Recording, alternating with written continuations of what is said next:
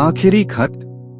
यह एक छोटी धूल से भरी किताब की दुकान थी जो एक पत्थर वाली गली में छुपी हुई थी।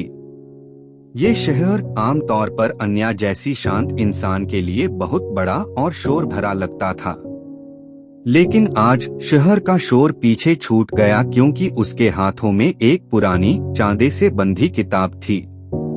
ये किताब नहीं थी जिसने उसके दिल को दुख दिया, बल्कि उसके पन्नों के बीच दबा हुआ एक हल्का हाथ से लिखा हुआ खत था। खत पर 15 साल पहले की तारीख थी और उस पर मेरी प्यारी अन्या लिखा था, और बस रोहन के साइंदा। रोहन, बस ये नाम ही यादों की लहर ले आया। पुरानी किताबों और बारिश की खुशबू, उसकी हंसी की गूंज उसी दुकान में, जिस तरह उसकी आंखें हेस्ट समय किनारों से सिकुड़ जाती थीं। उन्होंने एक साथ जिंदगी जीने की योजना बनाई थी, शांत लम्हों, साझे सपनों और बिल्कुल किताबों से भरी हुई। उनका पसंदीदा शौक पुरानी किताबों की दुकानों में छुपी हुई खास चीजें ढूंढना था, और ये खास दुकान उनका शांति की जगह थी। तब हादसा हुआ। एक शराबी ड्राइवर, एक बरसात की रात, और अचानक रोहन चला गया। अन्या की दुनिया, जो कल के वादों से भरी थी, राख में बादल गई थी। उसने आगे बढ़ने की कोशिश की थी, फिर से जीने की कोशिश की थी, लेकिन उसका एक हिस्सा हमेशा उसके प्यार के एहसास से जुदा रहा। अब 15 साल बाद उसके हाथों में उसके आखिरी शब्द थे।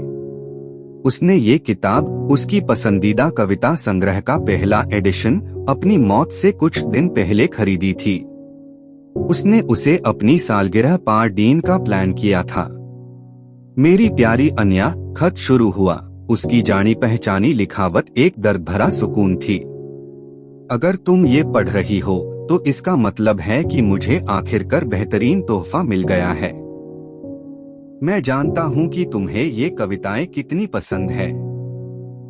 हर पंक्ति मुझे तुम्हारी याद दिलाती है, तुम्हारी ताकत, तुम्हारी सुंदरता, तुम्हारा शांत जुनून। मैं तुम्हारा चेहरा देखने का इंतजार नहीं कर सकता जब तुम आईएससी खोलोगी।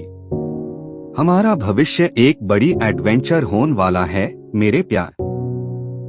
हमारी जिंदगी का हर पन्ना एक कविता होगा। कभी मत भूलना कि मैं तुमसे कितना प्यार करता हूँ, मैं तुमसे हमेशा कितना प्यार करूँगा। तुम्हारा रोहन। अन्या की नजर धुंधली हो गई।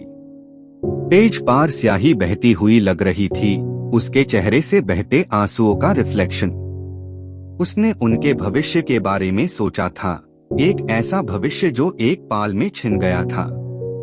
उसने अपना सारा प्यार, अपनी सारी उम्मीदें इन साधारण पंक्तियों में डाल दी थी, अनजाने में अपनी आखिरी विदाई लिख रहा था।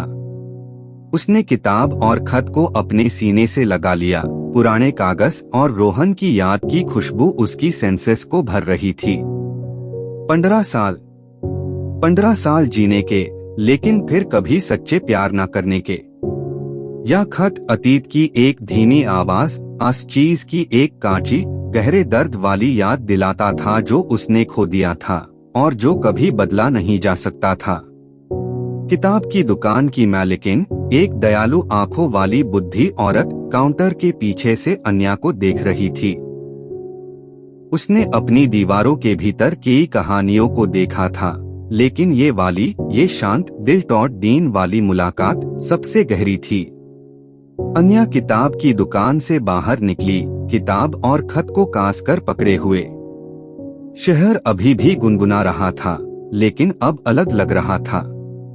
उसके दिल में एक गहरा, दुखदीन वाला दर्द बस गया था, एक ऐसा दर्द जो ताजा और हमेशा रहने वाला दोनों लग रहा था।